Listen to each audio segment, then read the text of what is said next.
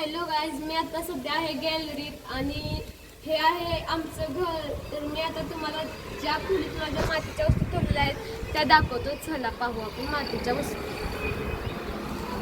तर आता मी आलेलो आहे त्या खोलीत, तर चला पाहूया.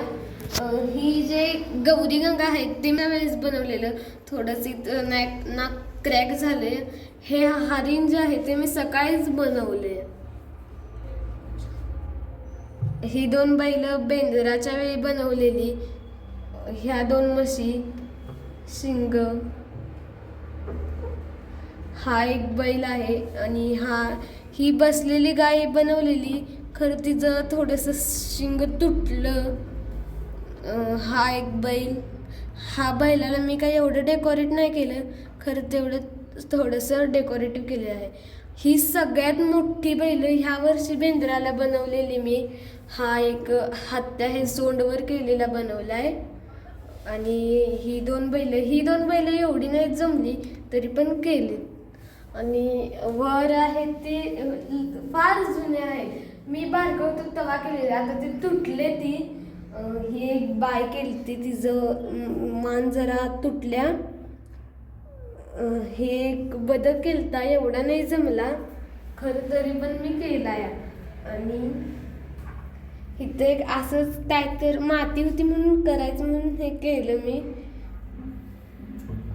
आणि इथे एक बाय आहे, एवढी नाही ती जमली तरी पण केल्या. काय हे छोटं वासरू हिच्यासोबतच केलं मी, असं बसलेलं.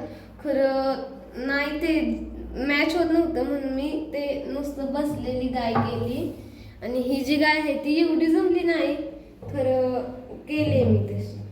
आपण मगाशी दुसऱ्या वस्तू बघितल्या, तर आता ही गणपती बाप्पाची मूर्ती आहे. पहा तुम्ही.